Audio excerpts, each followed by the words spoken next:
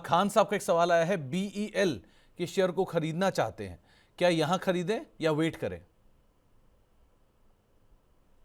नहीं, बीएल अच्छा ही है। मेरे ख्याल से ये स्टॉक लीडर है डिफेंस में। फिलहाल जो करेक्शन हो रहा है मेरे ख्याल से जारी रहेगा। पर इसमें मुझे लगता है 390 से 380 का जो जोन है काफी अच्छा है। स्टॉक ने फिलहाल अच्छी रैली दी है, तो करेक्शन आ रहा है। एक इवेंट जो दुबई एयर शो में हुआ उसकी वजह से भी थोड़ा सा प्रेशर होता है। पर मुझे नहीं लगता कि बीईएल में 380 से 390 के नीचे हम ज्यादा गिरावट देखेंगे। ये स्टॉक अप ट्रेंड में है। फिलहाल प्रॉफिट बुकिंग है, पर definitely buy on dips stock है। तो बाय ऑन डिप्स की रणनीति यहाँ पे आप रख सकते हैं। आप कोई थोड़ी बहुत खरीदारी करना चाहे कर सकते हैं, लेकिन हाँ, वो थोड़ा न्यूज़ फ्लोज के बीच में स्टॉक आज थोड़ा दबाव में कामकाज करता हुआ दिखाई पड़ रहा है। प्रशांत जी ने ट्राइडेंट ले रखा है, 28 रुपये 56 पैसे के दाम पर उनकी खरीदारी है। अब वो पूछ रहे हैं कि ये अगर नीचे आ गया है तो कहाँ एवरेज करना चाहिए इन्हें? देखिए, एवरेज करने की सलाह तो सुमित जी मैं नहीं दूंगा। बहुत अच्छा कोट है, लूजर्स एवरेज लूजर्स। ऑलरेडी 58 रुपए की खरीदी है, 28 आ चुका है। ये ऐसे स्टॉक है जो पेशेंस टेस्ट करता है और एक तरह से साइकोलॉजिकली आपको वीक रखता है, क्योंकि स्टॉक में आपने ऑलरेडी इतना डाउनसाइड देख लिया है। इसमें आप और स्टॉक रह सकते हैं। नीचे में मुझे लगता है 23 से 24 रुपए के आसपास अच्छा सपोर्ट है। अगर आपका नजरिया आने वाले 3 से 5 साल का है तो आप इस स्टॉक को अक्यूमुलेट कर सकते हो, और 23 से 25 का जोन है वहां पर इसमें एवरेज या बाय कर सकते हैं। और नजरिया 5 साल का रख सकते हैं। अगर आप शॉर्ट टर्म में है तो मैं इसको डेफिनेटली अवॉइड करूंगा। मुझे लगता है कि स्टॉक में करेक्शन और हो सकता तो और थोड़ा सा करेक्शन आता हुआ दिखाई पड़ सकता है, उसको आप देख सकते हैं। रंगरेज साहब का सवाल है, सर बीच बाजार में आपने एक सवाल पूछा था, वो बार बार पूछने के बाद भी नहीं लिया गया। देखो सर रंगरेज साहब, मैं इस शो के बारे में आपको बता सकता हूँ। आपने इस शो में सवाल पूछा, मैंने जवाब दिलवाया, लेकिन पिछले शो में क्या हुआ, क्या परिस्थितियां रही, आपका सवाल देख पाया नहीं देख पाया, उसके बारे में मैं राय नहीं दे पाऊंगा। तो उसके लिए आपको वापस जाना होगा और मित्तल साहब से ही इसके ऊपर सवाल लेना होगा। आगे बढ़ते हैं। एक सवाल है संजय सिंह साहब का, उनके पास आईओसी के शेयर हैं 67 रुपए के दाम पे, क्या वो लंबी अवधि के लिए रख सकते हैं? आप क्या राय रखते हो उस पर? है। सुमित जी, 67 या 167? उन्होंने दाम लिखा है 67 रुपए। बहुत पुरानी खरीद है और जना डिविडेंड ही अब तक निकाल चुके होंगे उसमें से। क्या किया जाए? तो ये तो मैं बोल सकता हूँ यहाँ पे काफी अच्छी असेट है जो क्रिएट अगर 67 रुपए के हिसाब से है। अभी 167 आ रहा है। अगर आपकी खरीदी 67 की है तो डेफिनेटली होल्ड करें। लंबी अवधि के लिए आपने करा है तो यहाँ पर मुझे ऐसा कुछ नहीं लगता चार्ट में कि ये स्टॉक में वीकनेस है। थोड़ी सी करेक्शन आ सकती है 155 से 157, पर वो जोन भी अच्छा है इसमें बाय करने के लिए। आप बने रहिए पोजीशन में। और आपका विचार ही लंबी अवधि का है तो डेफिनेटली आपको यहाँ पर डिविडेंड और काफी कुछ बोनस वगैरह भी मिलेंगे, तो वो और चेरी ऑन द केक का काम करेंगे। बने रहिए आप पोजीशन में। तो फिलहाल तो पोजीशन में बने रहने की राय आपको दी गई है, आप समय दे सकते हैं, यहाँ पर बने भी रह सकते हैं, ऐसी कोई दिक्कत यहाँ पर नहीं दिखाई पड़ रही है। एक मॉस्चिप के ऊपर सोनी कुमारी जी का सवाल है, 236 रुपए के दाम पे उन्होंने खरीदारी कर रखी है, क्या करना चाहिए इसमें? हाँ, देखिए इसमें थोड़ा और करेक्शन आएगा। 270 260 के स्तर से जो गिरावट है मेरे ख्याल से 199 तक के स्ट्रेच होगी। वो इसके प्रीवियस ऑल टाइम हाई है। लिस्टिंग के बाद ये एक बहुत इंपॉर्टेंट रेजिस्टेंस था, स्तर था, जो स्टॉक ने तोड़ा है। तो मैं बहुत क्लासिकल में मैं आपको समझाऊं कि प्रीवियस जो रेजिस्टेंस था हो सकता है वो एक सपोर्ट का काम करे। आखिरी उम्मीद आपके लिए 199 से 198 का जोन है। ऑन सेफ साइड 192 192 का स्टॉप लॉस लगाए और होल्ड करें। जब उस स्टॉक उस लेवल के आसपास आएगा तो हम फिर से एनालिसिस करके अब आपको बेहतर बता पाएंगे। फिलहाल मुझे लगता है कि और एक 5 से 7% की गिरावट होगी। तो 5 से 7% की गिरावट से थोड़ी सी और गिराते हुए दिखाई पड़ेगी। आ, सरला पॉली 95 रुपए के दाम पे लिया हुआ है और फ्लेयर राइटिंग 298 रुपए के दाम पे लिया हुआ है स्वाति जी ने, क्या करना चाहिए इन दोनों में?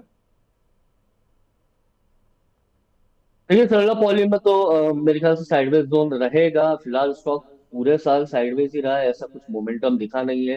स्टॉक में 82 83 के आसपास से हमको एक थोड़ा बहुत तेजी देखने को मिल सकती है, क्योंकि काफी अच्छा वहाँ पे आप बोल सकते हैं वॉल्यूम प्ले है। अच्छी बाइंग उसी लेवल से आती है। तो फिलहाल तो बने रहे। मेरे ख्याल से 82 से 81 के आसपास से इसमें एक रिवर्सल आ सकता है। सुमित जी, दूसरा स्टॉक कौन सा बोला था आपने? इन्होंने एक सरला पॉली ले रखा है और दूसरा है फ्लेयर राइटिंग 298 रुपए के दाम पे।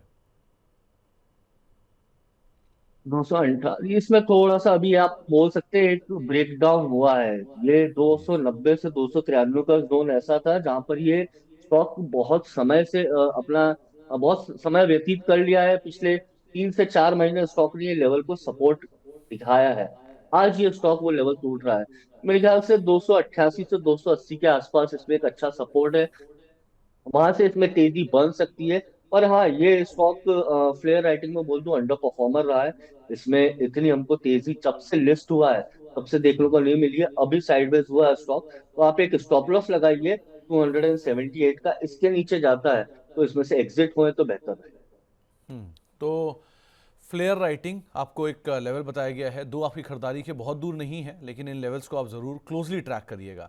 अनवर शेख साहब के पास टाटा मोटर पैसेंजर व्हीकल है 550 रुपये के दाम पे, और एनएचपीसी है 96 के दाम पर।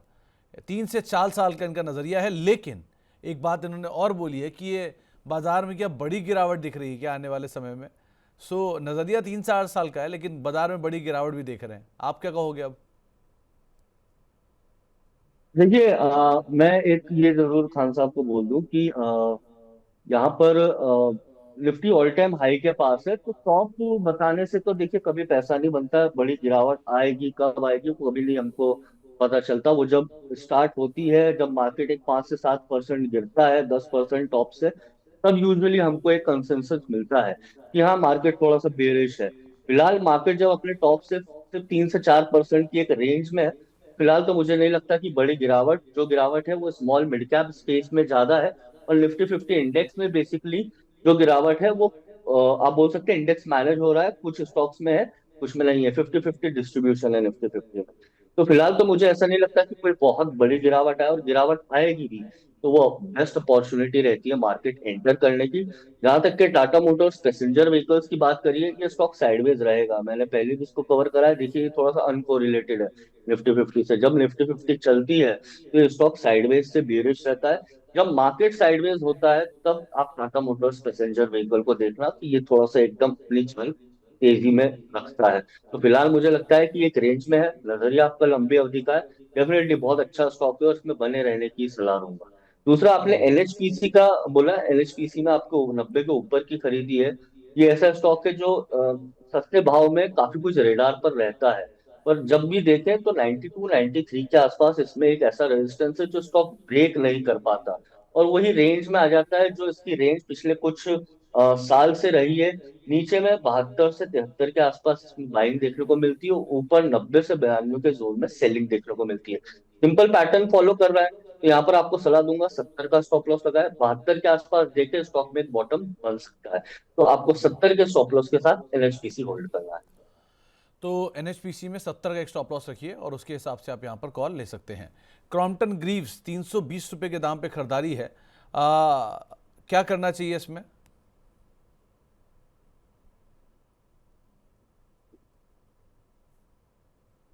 320 की खरीदी है ना इनकी। जी जी। जी, फिलहाल मुझे लगता है कि एक बॉटम बन रहा है स्टॉक में। 255 से 270 का जोन है। ये बहुत पहले भी एक क्वेरी आई थी।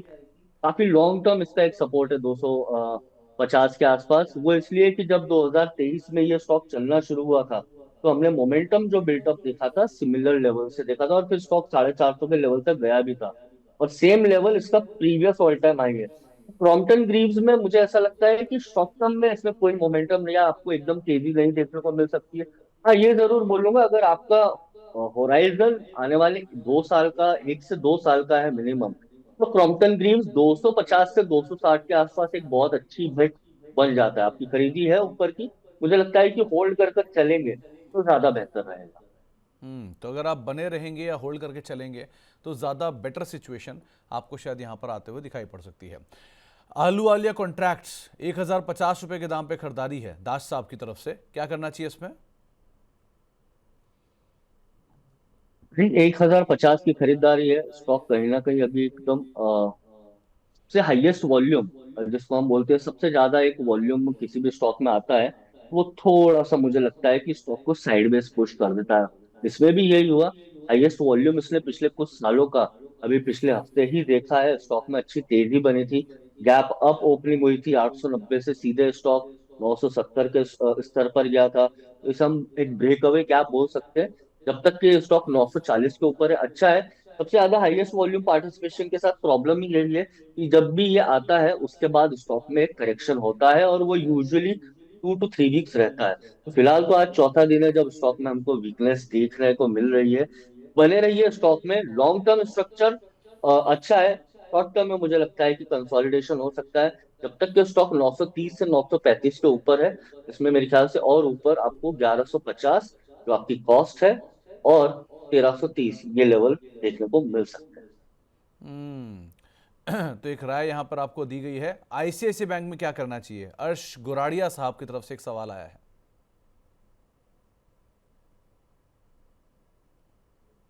जी, तब हमने बैंकिंग सेक्टर कवर करा था, या हम बोल सकते हैं कि बैंकिंग स्पेस में तेजी आई थी। कुछ सिलेक्ट बैंक्स थे जिसमें अच्छी तेजी आई भी थी।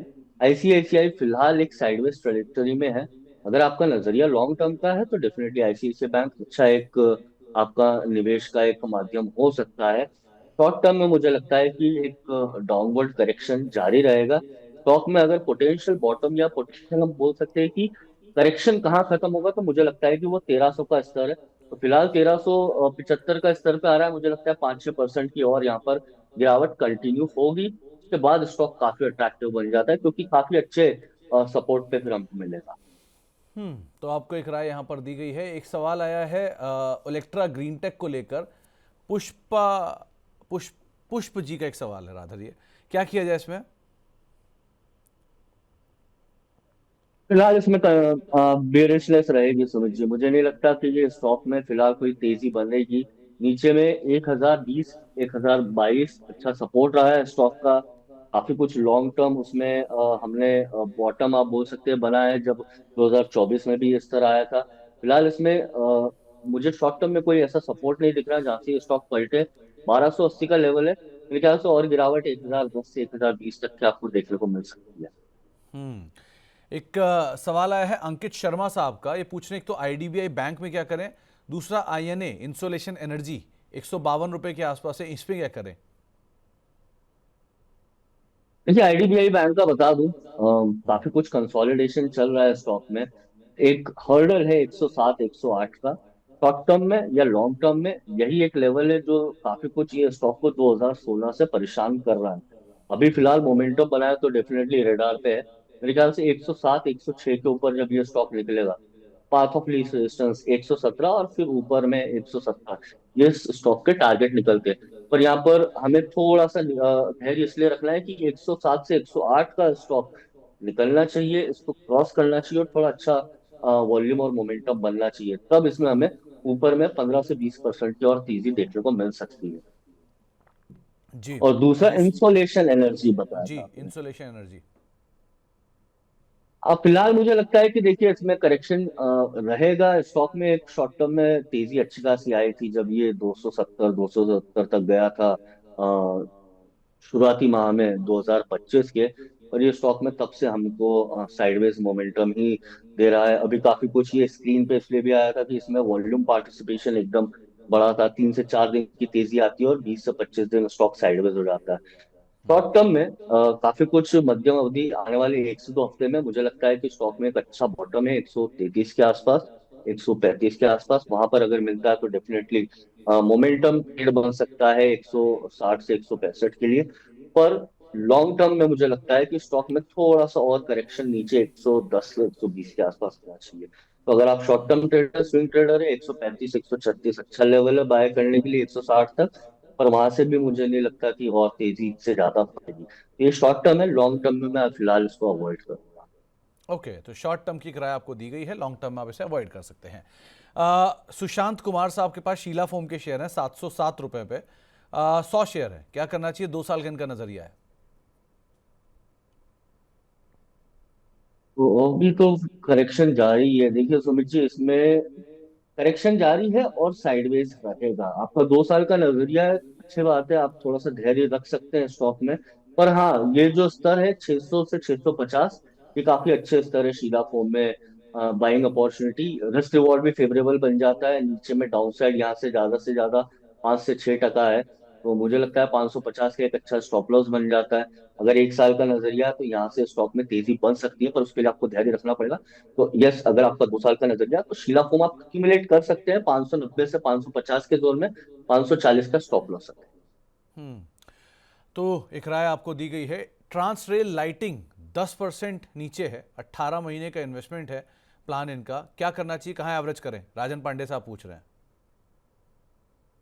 ये पिछले हफ्ते भी आया था। फिलहाल इसमें एक साइडवेज पैटर्न बन रहा है स्टॉक में, और थोड़ी सी बेरिशनेस बनेगी। मुझे लगता है नीचे में एक अनक्लोज्ड विंडो है स्टॉक में, जहां पर 575 से 576 का स्तर हमको देखने को मिल सकता है। अगर आपका नजरिया लंबी अवधि का है तो डेफिनेटली ठीक है, आप होल्ड करें। पर अगर आप शॉर्ट टर्म में इसमें निवेश कर रहे हैं तो नीचे 570 का स्टॉप लॉस जरूर लगाएं। मेरे ख्याल से वहां पर इसमें जो गिरावट है वो रुकनी चाहिए। ओके। श्रीराम फाइनेंस को प्रशांत जी ने 2 से 3 साल तक के लिए होल्ड करने की इच्छा रखी है, क्या होल्ड करें, निकल जाएं, क्या करें इसमें? ये 2 से 3 साल की इच्छा है तो डेफिनेटली अच्छा स्टॉक है। देखिए, गिरती ब्रेड्थ में, जहां पर मार्केट के पार्टिसिपेंट्स, जो ब्रॉडर मार्केट है उसमें सब में 20-20 30-30% की गिरावट है। पहली बात। दूसरी बात कि जब उसको मैं देखूं फाइनेंशियल सर्विसेज या फाइनेंस स्पेस में, तो ये स्टॉक आउट परफॉर्मर रहा है। क्यों? क्योंकि अपने ऑल टाइम हाई के पास है। तो ये एक सीधा एक संकेत है कि अगर यहाँ से एक बुलिश रैली बनती भी है, मार्केट 26,200 के ऊपर निकलता भी है, तो फ्रेश मनी या स्मार्ट मनी तो इसमें आ रहा है। दूसरी बात अच्छी है कि ये एक बड़ी मतलब शॉर्ट टर्म में काफी छोटी रेंज में है। ऊपर में 840, नीचे में 804, 4 से 5% की रेंज में स्टॉक कंसोलिडेट कर रहा है। आज भी एक नया हाई बनाने की कोशिश करी। अगर इतना लंबा आपका नजरिया है, डेफिनेटली यहाँ पर किसी को फ्रेश बाय भी करना है तो श्रीराम फाइनेंस में कर सकता है। अच्छा एक सपोर्ट है स्टॉक में नीचे 770 का नजरिया एक साल से ज्यादा का रखेंगे तो डेफिनेटली श्रीराम फाइनेंस एक अच्छी बेट है मिड टू लॉन्ग टर्म के लिए। तो एक राय आपको दी गई है श्रीराम फाइनेंस के रेफरेंस में, आप उसको यहाँ पर देख सकते हैं। स्टार सीमेंट 240 रुपये के दाम पे खरीदारी कर रखी है नमिश साहब ने, और NFL 97 के दाम पे, क्या करें इन दोनों में? स्टार सीमेंट में मुझे लगता है ये जो गिरावट है चार्ट स्ट्रक्चर के हिसाब से 204 से 205 तक की रहेंगी। आपकी खरीदी ऊपर की है। मुझे लगता है कि नीचे में आपको 201 रुपए का डेफिनेटली स्टॉप लॉस लगाना चाहिए, क्योंकि अच्छी खासी जो तेजी बनी थी स्टॉक में 305 तक की, वो स्टॉक ने पूरी इरोड कर दिए। सारे गेन्स जो थे वो वाइप कर रहे हैं। तो मेरे ख्याल से 201 रुपए का आप स्टॉप लॉस लगाएं। 205 से 204 के आसपास इसमें एक बॉटम बनना चाहिए। दूसरा, आपने NFL का बताया, नेशनल फर्टिलाइजर्स। अभी फिलहाल इसका हो सकता है एक शॉर्ट टर्म में तेजी बने, क्योंकि अभी बजट वगैरह आएगा। यूजुअली बजट के आसपास नेशनल फर्टिलाइजर, चंबल हुआ, अवंती फीड, इन स्टॉक्स में तेजी रहती है। तो नेशनल फर्टिलाइजर्स में मुझे लगता है कि 85 से 82 के आसपास अच्छा सपोर्ट है। वहां से हमको एक शॉर्ट टर्म में तेजी देखने को मिल सकती है। या फिर अगर आपके पास है तो वेट करें, 78 का स्टॉप लॉस लगाएं। वेट करें, 78 का एक स्टॉप लॉस लगाएं, और यहाँ पर आपको एक राय दी गई है। रेहान खान साहब पूछ रहे हैं कि मार्केट 2026 की तरह, बट पोर्टफोलियो मार्च 2020 की तरह नोज ब्लीड कर रहा है। दो सवाल हैं। पहला, इंटरनेशनल जीमोलॉजिकल में क्या करें फरवरी तक, 275 का एवरेज है, और वारी एनर्जी में फ्रेश एंट्री के लिए क्या करें? तो लवलेश सर, एक बड़ी इंटरेस्टिंग ऑब्जर्वेशन मैं आपको बताता हूँ। इन्होंने जो सवाल पूछे हैं, दोनों के दोनों नए आईपीओ हैं, और 2020 की मंदी का इन्होंने जिक्र किया। 2020 की मंदी का तो शायद आधा हिस्सा भी अभी शुरू नहीं हुआ जो बाजार में देख रहे हैं, क्योंकि जब आपको टीसीएस जैसी कंपनी 1600 पे मिले, टाटा स्टील 2 डिजिट में मिले, Tata motor pre split 2 digit में मिले, वो दिन अभी कहाँ ही आए हैं। और मिड कैप स्मॉल कैप का तो जिक्र ही मत करिए, सिंगल डिजिट में अशोक लेलैंड पहुंच गया था। एनीवेज, तो वो दिन तो अभी नहीं आया, लेकिन हाँ, इन्होंने जो दो सवाल पूछे दोनों के दोनों नए आईपीओ पे हैं। क्या ही करा जाए? पहले इनका जो इंटरनेशनल जियोलॉजिकल का था, देखिए कंपनी का मार्केट शेयर अच्छा था, कंपनी की टॉप लाइन और बॉटम लाइन दोनों अच्छी थी, पर जिस तरह से उसमें जो नंबर्स आए थे, मेरे ख्याल से वो काफी कुछ डिसअपॉइंटिंग रहे थे। स्टॉक साइडवेज रहेगा। एक 290 से 340 का एक जोन है, ये रेंज बनी हुई है। 360 तक का एक जोन है, ये रेंज बनी हुई है स्टॉक में, और स्टॉक इसी रेंज में है। आईपीओ के बाद अच्छा गेन हुआ था, तो अगर इनका आईपीओ के समय का निवेश था तो एक 50% प्रॉफिट तो लिस्टिंग में अगर किसी को भी होता है तो आप 50% प्रॉफिट बुक करें, अगर आप शॉर्ट टर्म के लिए कर रहे हैं। अगर आप लॉन्ग टर्म के लिए हैं तो फिर आप स्टॉक को देखिए मत। पहली बात ये, और दूसरी बात ये कि मुझे लगता है कि आईजीआईएल जो जेम वाला स्टॉक है, इसमें और थोड़ी सी गिरावट 290 तक रहेगी। 290 के आसपास फिर हम इसमें आपको बेटर सलाह दे सकते हैं, क्योंकि वो एक बहुत महत्वपूर्ण समय है, वहीं से स्टॉक में बॉटम बना है। तो 290 के आसपास आप या तो स्टॉप लॉस लगाएं, या फिर से हमसे ये सवाल पूछें तो ज्यादा अच्छा रहेगा। वारी एनर्जी में देखिए, मुझे लगता है ये जो कंसोलिडेशन ये चलेगा, स्टॉक ने ऑल टाइम हाई बनाया, अच्छा खासा करेक्ट हुआ, आईपीओ के नीचे आया, फिर से स्टॉक में तेजी आई। पर एनर्जी और रिन्यूएबल का ये जो क्षेत्र है, इसमें कहीं ना कहीं एक करेक्शन मोड फिलहाल तो बने रहेगा।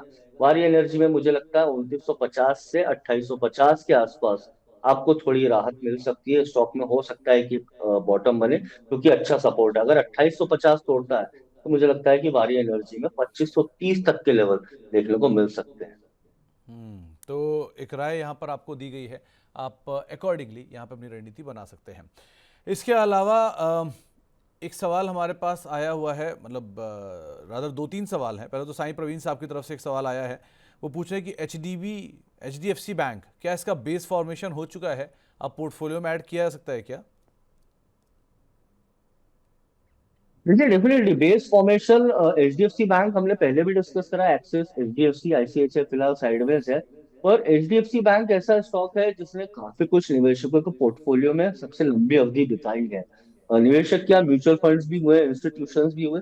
ये स्टॉक ऐसा है जो प्रिफर्ड है, और जहां इसमें एक 10-15% की गिरावट आती है, स्टॉक हमेशा प्रिफर्ड भी रहता है। आप ये स्टॉक 1008 अभी चल रहा है, अगर आपको ये स्टॉक 1020 के ऊपर दिखता है तो फिर इसमें नई टेरिटरी खुल जाएगी, चार्ट एक अनचार्टेड टेरिटरी में चले जाएगा, भाव ऐसा रहेगा कि आपको 10-15% रिटर्न कब दे देगा पता भी नहीं चलेगा। नीचे में भी मुझे लगता है 960 से 950 का एक ऐसा जोन है जहां पर ये डेफिनेटली एक बहुत अच्छी बेट है, क्योंकि सिंपल सी बात है, 2024 25 के अंत में और 25 के स्टार्ट में इसने एक जो ब्रेकआउट दिया है, वो 4 से 5 साल की रेंज का ब्रेकआउट दिया है। तो ये काफी एक बुलिश सिग्नल था एचडीएफसी बैंक। तो बॉटम तो मैं प्रिडिक्ट नहीं करूंगा, पर मुझे लगता है कि ये स्टॉक काफी अट्रैक्टिव है करंट लेवल्स पे, और नीचे 950 के आसपास भी ये काफी अट्रैक्टिव बेट है। तो पहली राय आपको ये दी गई है, खास तौर से एचडीएफसी बैंक को लेकर, अगर आप अपने पोर्टफोलियो में शामिल करना चाह रहे हैं तो। एक सवाल आया है, स्मॉल कैप 100 कब तक रिकवर होगा? कोई उम्मीद दिख रही है क्या आपको? नहीं, मुझे लगता है कि स्मॉल कैप 100 जो तो पहली बात तो देखिए, इनमें जो करेक्शन चल रहा है वो फिलहाल मुझे लगता है कि चलते ही रहेगा। इसमें जो मिड कैप और स्मॉल कैप में जो करेक्शन आता है वो यूजुअली ऐसा ही रहता है। स्टॉक में आपको 20-30% की तेजी वृद्धि देखने को मिलती है, फिर एक बॉटम बनता है, फिर से हमको तेजी देखने को मिलती है। तो स्मॉल कैप 100 में भी मुझे लगता है कि फिलहाल एक करेक्शन जारी रहेगा। स्मॉल कैप 100 भी अगर आप देखें तो स्मॉल कैप 250, स्मॉल कैप आपका ये स्मॉल कैप 250, इसमें भी करेक्शन चल रहा है। यहाँ पर मुझे ऐसा मानना है कि अगर आप स्मॉल कैप में निवेश करते हैं तो बॉटम छोड़िए, मेरे ख्याल से जब रैली आती है वो लार्ज कैप में सबसे पहले आती है, और फिर मिड कैप में सबसे पहले आती है। सबसे आखिरी में स्मॉल कैप में हमको रैली देखने को मिलती है, और वो भी काफी कुछ एक तरह से जब यूफोरिया क्रिएट होता है। तो ये तब चलेगा जब निफ्टी 50 अपने ऑल टाइम हाई के ऊपर निकलेगी और सस्टेन्ड एक रैली देगी 3 से 4 हफ्ते की, तब आप देखिएगा कि स्मॉल कैप में एक तेजी देखने को मिलेगी। उसके पहले हमको मिड कैप में तेजी देखने को मिलेगी। फिलहाल तो ये दोनों स्पेस, स्मॉल कैप क्या मिड कैप में भी मुझे लगता है कि एक साइडवेज जोन या करेक्शन जारी रहेगा, जब तक कि निफ्टी 50 अपने ऑल टाइम हाई के ऊपर सस्टेन नहीं करती। इनमें फिलहाल बाइंग नहीं बनी। तो तब तक के लिए एक सस्टेनेबिलिटी ज़रूरी है, वरना थोड़ी सी सेल ऑफ अभी जो है कंटिन्यू आप लगा के चल सकते हैं। जितना ज़्यादा छोटा कैपिटल उतनी हैवी सेल ऑफ मार्केट में दिख रही है। Micro cap, small cap, mid cap, इस तरह से बिकवाली बाजार में चल रही है। शंकर सिंह साहब का सवाल आया है, पहले तो सीजी पावर इन्होंने ले रखा है 750 रुपये के दाम पे, और जेएसडब्ल्यू एनर्जी 525 के दाम पे। इसमें एवरेज करें या निकल जाए? 6 महीने का नज़रिया इनका। जेएसडब्ल्यू एनर्जी में समझिए इनकी खरीदी क्या थी। इन्होंने जेएसडब्ल्यू में खरीदारी की है 525 पर, और सीजी पावर में 750 पर। देखिए, जेएसडब्ल्यू एनर्जी मुझे लगता है कि साइडवेज ही है। इतनी अच्छी खासी रैली आई थी स्टॉक्स में, मार्केट में, जो अब काफी कुछ साइडवेज हो गई, स्पेसिफिकली जेएसडब्ल्यू के स्टील में। मुझे लगता है कि ये 440 तक, 450 तक की और करेक्ट हो सकता है। अगर ये स्तर तोड़ता है तो स्टॉक में 330 तक की गिरावट देखने को मिल सकती है, और मार्केट की ब्रेथ के हिसाब से मुझे नहीं लगता कि इसमें फिलहाल इतनी जल्दी कोई तेजी आनी चाहिए।